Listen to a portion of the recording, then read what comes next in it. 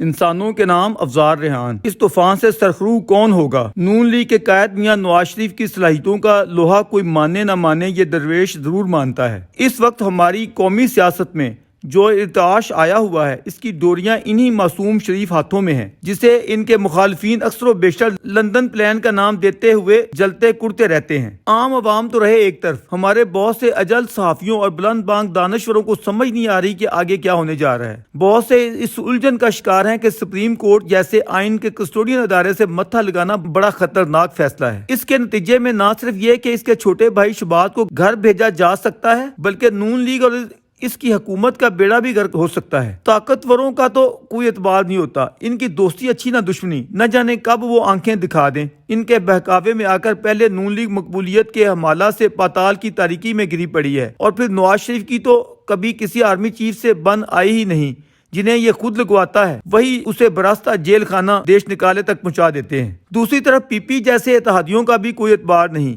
ان کے مفادات جو ہی بدلیں گے، آنکھیں بدلنے میں دیر نہیں لگے گی۔ اس سے بڑھ کر جناح ثالث اپنی مقبولیت کے کیٹو پہاڑ پر چڑھا کھڑا ہے۔ جب بھی الیکشن ہوں گے وہ ان سب کو پچھاڑ یا دبوچ کر رکھ دے گا۔ کتنی دیر بھاگو گے؟ الیکشن تو بلاخر کروانے ہی پڑیں گے۔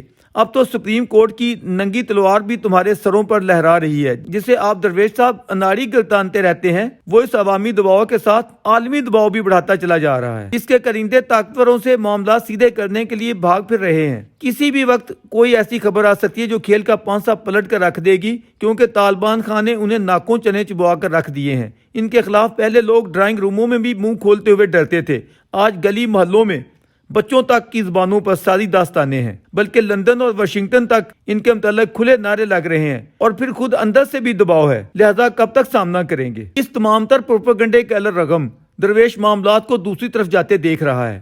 مانا کہ اس وقت سوسائٹی کی طرح ہمارے ادارے بھی منقسم ہیں، حتیٰ کہ ہماری سپریم جوڈیشری آج جیسے حالات سے گزر رہی ہے، پچھلی پون صدی کی تاریخ میں شاید ایسی ننگی اور پریشان حال کبھی نہیں ہوئی۔ بظاہر وہ پوری طاقت سے آئین کی ماں یعنی پارلیمنٹ کے بالمقابل کھڑی ہے، لیکن اندر سے کھوکھلی ہے۔ نون لیگیوں یا ان کے اتحادیوں کو چاہیے کہ وہ پی ٹی آئی یا اس کے سپریم جج کی نفی کرتے ہوئے یہ پروپیگنڈا کریں کہ اگر 90 دن میں انتخابات کروانا ایک آئینی تقاضا ہے جسے تم خود پامال کر چکے ہو، تو قومی و صوبائی اسمبلیوں کے انتخابات ایک ساتھ کروانا بھی ویسا ہی آئینی تقاضا ہے، جس پر اکتوبر میں لازماً عمل ہوگا۔ اور یہ اسمبلیاں ناجائز طور پر کیوں توڑی گئی تھیں، استعفے کیوں دیے گئے تھے؟ اس وقت اتحادیوں کی خوش نصیبی ہے کہ طاقتور نیوٹرل بنے کھڑے ہیں، ورنہ وہ ہمیشہ عظما بیگم کے مظالم میں پشت پناہ کا رول ادا کرتے چلے آ رہے ہیں۔ بلکہ کڑوا سچ یہ ہے کہ عظما ہمیشہ وقار کے ساتھ ہی بھاگتی رہی ہے۔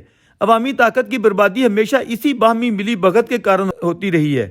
پھول پھینکنے جیسا دھول دپا ہمیشہ غیر آئینی اور ٹانگیں توڑ دینے والا آئینی درار پاتا رہا ہے۔ امتحان کی اس گھڑی میں مضبوط اعصاب کے ساتھ آپ لوگ سپریم جوڈیشل کونسل کو بہر صورت متحرک کروائیں۔ اتنی بڑی آئین شکنی اور پارٹی بازی خود اس مقام پر ہو رہی ہے جو اپنے تئیں منصفی و چوکیداری کا دعوے دار رہا ہے۔ وکلاء برادری کو بھی اس حوالے سے متحرک کیجیے۔ پارلیمنٹ کی ساورنٹی و بالادستی منوانے کا اس سے نادر موقع ہاتھ نہیں آئے گا۔ بظاہر جو نقصان ہوتا ہے کرواتے چلے جائیں، لیکن اپنے موقع پر سیسا پلائی دیوار کی طرح ڈٹ کر کھڑے رہیں۔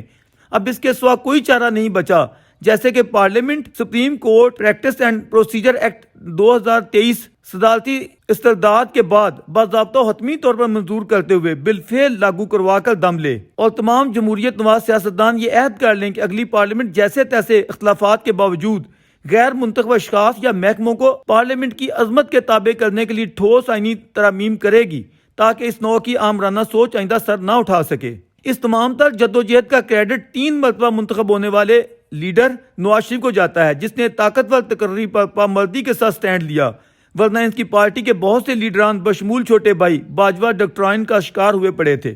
رہ گئی جناح ثالث کی کیٹو پر چڑھی مقبولیت، تو اسے نیچے گرتے ذرا دیر نہیں لگے گی۔ یہاں مقبولیت کے بڑے بڑے دعوے دار آئے ہیں جو کہتے تھے کہ اگر ہمارے ساتھ کچھ ہوا تو پنجاب کے دریا سرخ ہو جائیں گے، مگر جب آنی ہاتھ پڑا تو کوئی چڑیا بھی نہیں پھڑکی، 2/3 اکثریت والے کو براستہ جیل دیس نکالا دے دیا گیا۔ یہ تو جنرل پاپولیرٹی کی بات تھی۔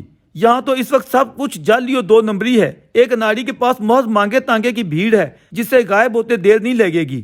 جناح ثالث کی نہلی یا جیل یاترا کیوں ممکن نہیں ہے؟ یہاں ابھی سب کچھ ہونا ہے، اور احمد میاں نے محض فاختائیں اڑانی ہیں۔ اب آپ کا سوال ہے کہ اگلا سیٹ اپ کیا بنتا دکھتا ہے؟ جواب ہے کہ اس کا فیصلہ حسب روایت پنجاب سے ہی ہونا ہے۔ جو لوگ اس نوع کے بعید از قیاس تجزیے کرتے ہیں کہ طاقتور اگلا کھلاڑی سندھ سے اتاریں گے۔ شاید اسی چکمے پر وہ بھی نانا جی کی دکان کا حلوہ یا چورن بیچنے میں شتابی دکھاتا رہتا ہے۔ جب وہ پنجاب سے فارغ ہے تو گیم بھی اس کی نہیں بن سکتی۔ درویش کا گمان ہے کہ اگلی حکومت بھی اتحادی ہی ہوگی جس کی قیادت بڑے میاں صاحب خود کر سکتے ہیں، لیکن اس سے پہلے ترازو کے پلڑے برابر کرنا ضروری ہے۔ اتحادی بالخصوص نون لیگی یہ سمجھ لیں کہ ان کا اصل حریف کوئی کھلاڑی یا ناڑی نہیں، اس ملک کی ڈوبتی معیشت ہے۔ جب ملک ڈوب رہا ہوگا تو آپ لوگ کیسے تیر سکیں گے؟ بہرحال آپ سب لوگ نواز شریف کا شکریہ ادا کرو جس نے تمام سیاسی و عدالتی بحرانوں اور طوفانوں سے آپ لوگوں کو کس خوبصورتی سے نکالا ہے۔ آج اگر ایم بی ایس اپنا طیارہ لندن بھیجنے کے لیے تیار ہے یا شاہی پروٹوکول میں دعوت بھیج رہا ہے تو یہ اسی بدلے ہوئے موسم کی غمازی ہے۔